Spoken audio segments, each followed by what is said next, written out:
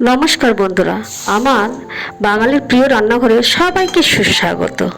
আজকে আমি তোমাদের কাছে নিয়ে চলে এলাম দই ভাপা রেসিপি নিয়ে। কীভাবে বানাই চলো দেখাই।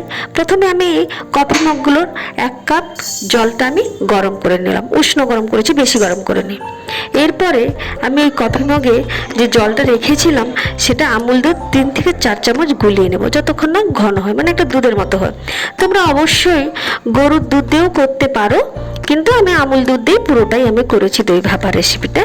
আমি গুলিয়ে রেখে দেবো এটা। আর অন্যদিকে আমি কয়েকটা এলাচ নেব। এলাচ নিয়ে এলাচটাকে আমি জল দিয়ে ভালো করে পেস্ট করে, মিহি পেস্ট করে আমি রেখে দেব। এরপর একটা ছাঁকনিতে আমি 3 চামচ মতো দই নেব, জলটা যাতে ঝরে যায়, কারণ জল জল থাকলে ভালো হবে না, বসবে না। এই জন্য জলটা পুরোপুরি, এটা অবশ্যই আমি টক দই নিয়েছি এবং অবশ্যই তোমরা টক দই দিয়েই কিন্তু করবে, কারণ এটা টক দই দিয়েই ভালো হবে। কারণ এমনিতেই আমরা কিন্তু এটা মিষ্টি দই বানাচ্ছি, কিন্তু এটা টক দই লাগবে জল ঝরানো। এবার একটা শুকনো কড়াইতে আমি প্রায় 2-3 চামচ মতো চিনি দিয়ে দিয়েছি, মানে হ্যাঁ অবশ্যই যতটা মিষ্টি তোমরা খাবে সেই মতোই চিনি দেবে। এরপর ওইটা শুকনো কড়াইতে নেড়ে নেড়ে মেল্ট করে নেবো পুরো চিনিটাকে, যতক্ষণ না এই গোল্ডেন ব্রাউন কালারটা আসছে। এবার গোল্ডেন ব্রাউন কালারটা হয়ে গেলে দেখো পুরো গুড়ের মতো কালার চলে এসছে।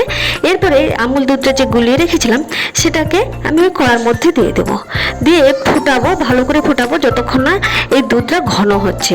এবার ঘন হয়ে গেলে আমি বন্ধ করে একটা অন্য পাত্রে আমি ঢেলে রেখে দেবো যতক্ষণ না ঠান্ডা হচ্ছে।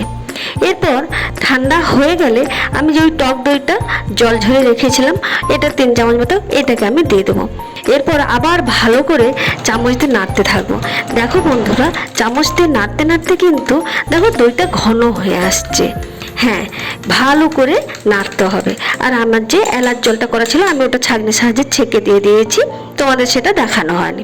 এরপর কড়াইয়ের মধ্যে একটা স্ট্যান্ড তোমরা ইউজ করবে। আমি টিফিন বক্সের ঢাকনা ছিল, তার উপরে ওটাকে বসে দিয়েছি।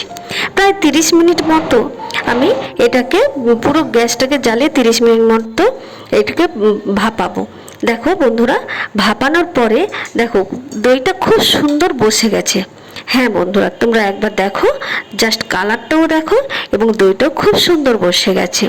এরপর বন্ধুরা, এটা শুধু বসলেই তো হবে না, একটু ঠান্ডা ঠান্ডা দই আমরা তো সবাই খেতে ভালোবাসি। এবার ঠান্ডা করে 1 ঘন্টা মতো ফ্রিজে আমরা রেখে দেবো। আমি রেখে দিয়েছিলাম। রেখে দেওয়ার পর দেখো দইটা যখন কাটছি তোমরা দেখেই বুঝতে পারবে দইটা কত সুন্দর হয়েছে এবং খেতেও সত্যি বলছি দারুণ হয়েছিল। বন্ধুরা, তোমরা এইভাবে একবার ট্রাই করে দেখো, সত্যি বলছি বন্ধুরা, দারুণ দারুণ খেতে হয়েছিল।